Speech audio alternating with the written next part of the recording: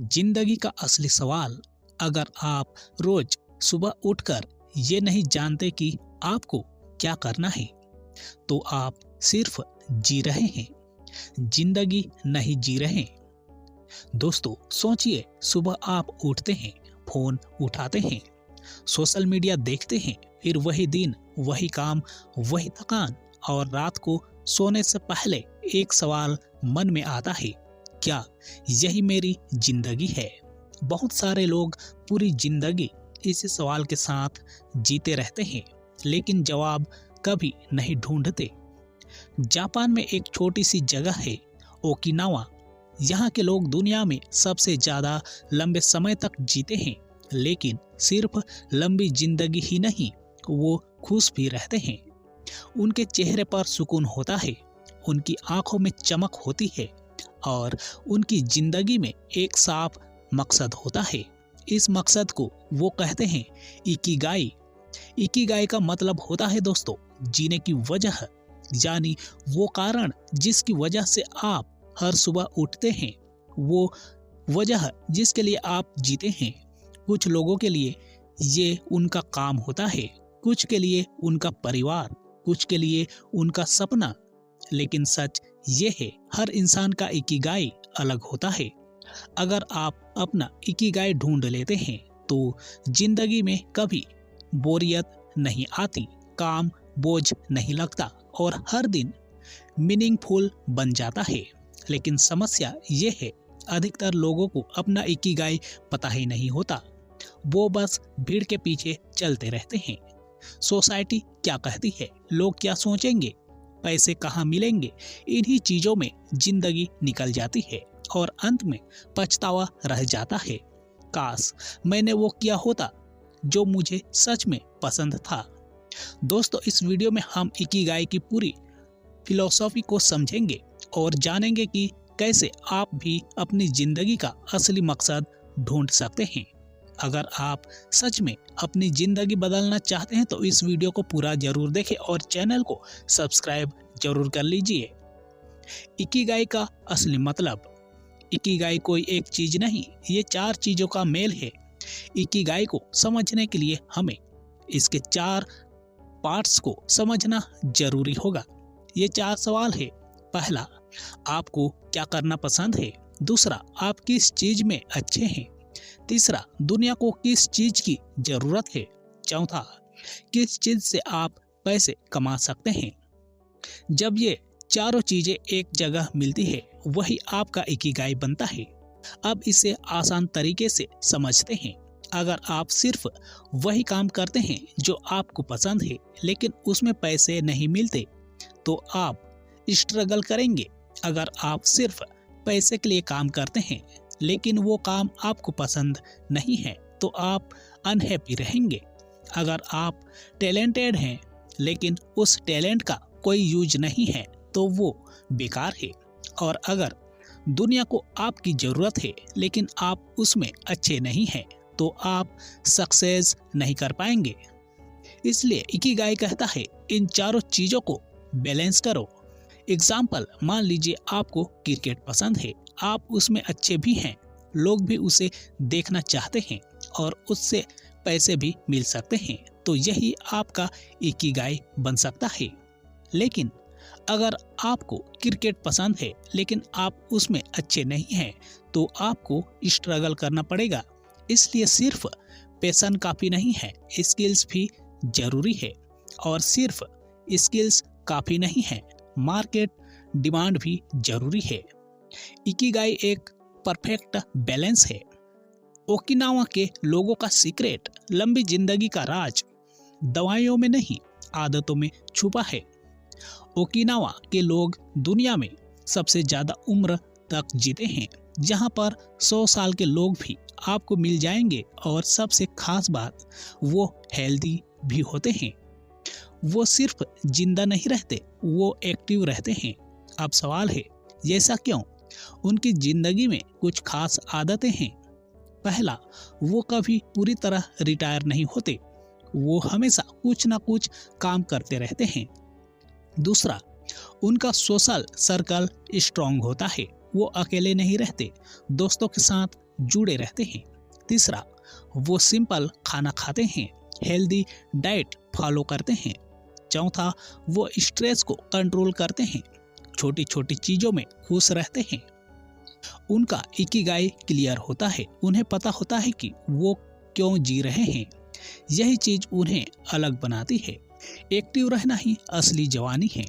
दोस्तों, जिस शरीर को आप चलाते नहीं वो धीरे धीरे बंद होने लगता है। आज की दुनिया में सबसे बड़ी समस्या क्या है? हम काम नहीं करते, हम बैठते हैं, मोबाइल पर बैठे हैं, लैपटॉप पर बैठे हैं, टीवी के सामने बैठे हैं और धीरे धीरे हमारा शरीर कमजोर होने लगता है।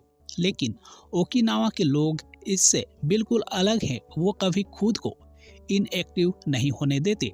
उनकी लाइफ में एक्सरसाइज कोई अलग चीज नहीं है, बल्कि उनकी डेली लाइफ ही एक्सरसाइज है।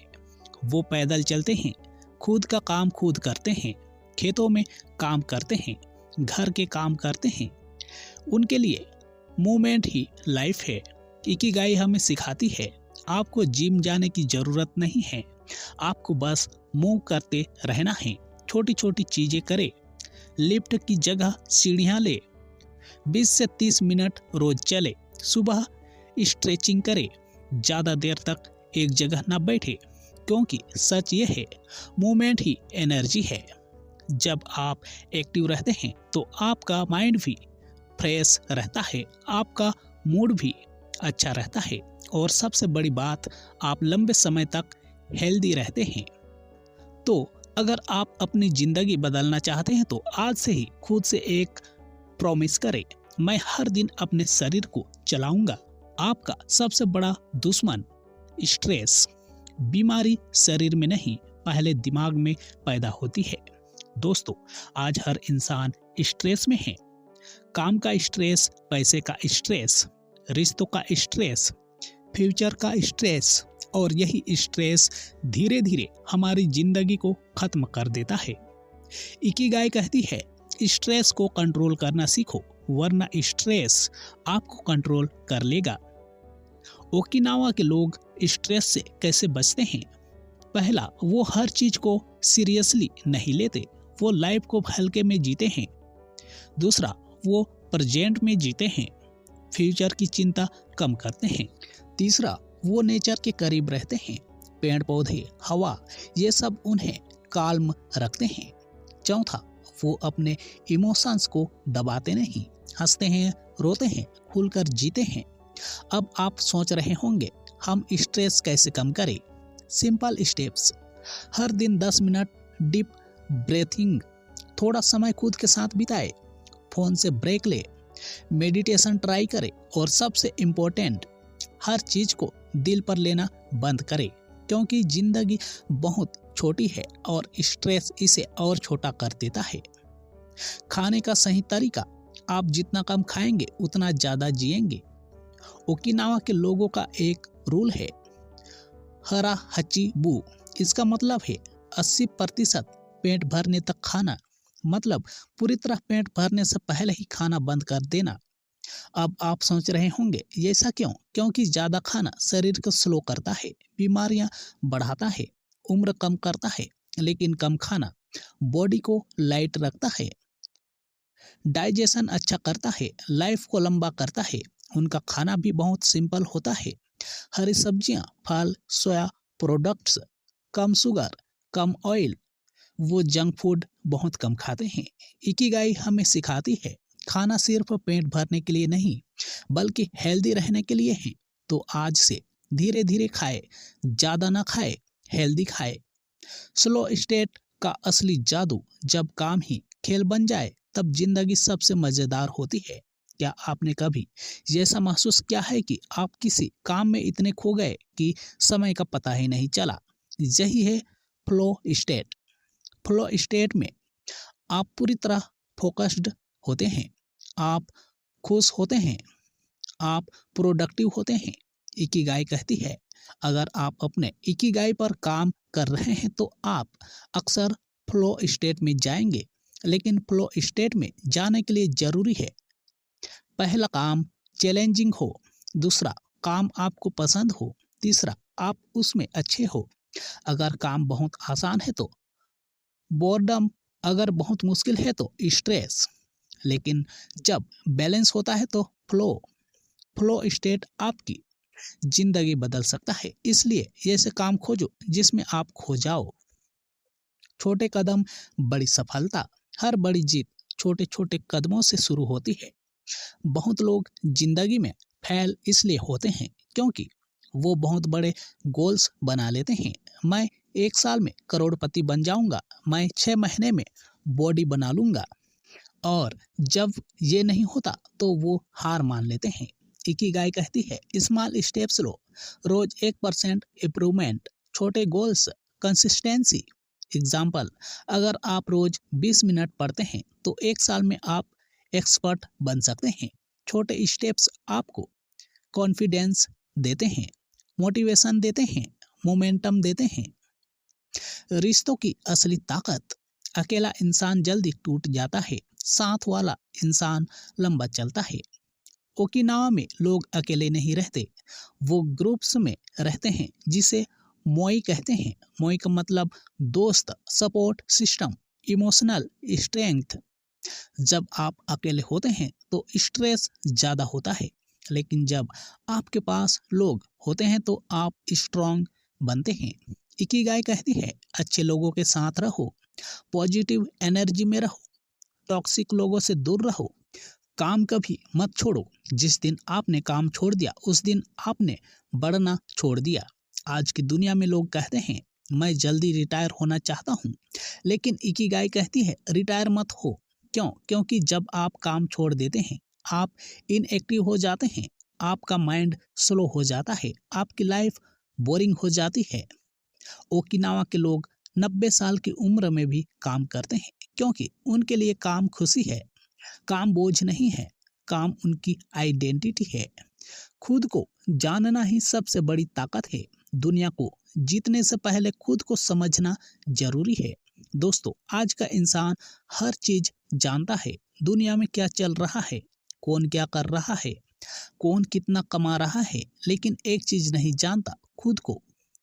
इकिगाई कहती है जब तक आप खुद को नहीं समझेंगे तब तक आप अपनी सही डायरेक्शन नहीं ढूंढ पाएंगे। अब सवाल है खुद को कैसे जाने। आपको खुद से कुछ सच्चे सवाल पूछने होंगे। मुझे कौन सा काम करते वक्त मजा आता है? मैं किस काम में समय भूल जाता हूँ? बचपन में मुझे क्या करना पसंद था? मैं किस चीज में नेचुरली अच्छा हूँ? इन सवालों के जवाब तुरंत नहीं मिलेंगे, लेकिन धीरे धीरे मिलेंगे। आप चाहे तो एक डायरी बना सकते हैं जिसमें रोज अपने थॉट्स लिखे।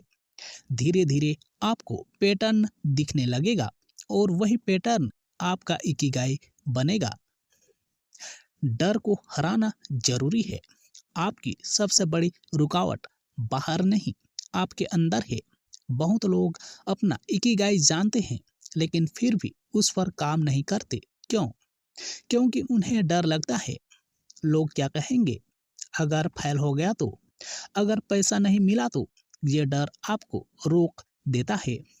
इकिगाई कहती है फेयर इज नॉर्मल, लेकिन उसके बावजूद आगे बढ़ो।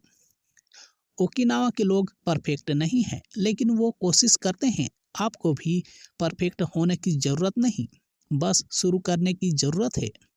याद रखो एक्शन लेने वाले ही आगे बढ़ते हैं। पैशन वर्सेस प्रोफेशन का सच। हर पैशन प्रोफेशन नहीं बनता, लेकिन हर प्रोफेशन में पैशन लाया जा सकता है। आजकल हर कोई कहता है फॉलो योर पैशन, लेकिन इकिगाई कहती है यह पूरी सच्चाई नहीं है, क्योंकि हर पैशन से पैसा नहीं मिलता, हर स्किल मार्केट में यूजफुल नहीं होती। इसलिए आपको स्मार्ट बनना होगा। आपको ये देखना होगा क्या आपका पैशन वैल्यूएबल है, क्या लोग इसके लिए पे करेंगे। अगर नहीं तो आपको उसे इम्प्रूव करना होगा या फिर अपने काम में पैशन डालना होगा।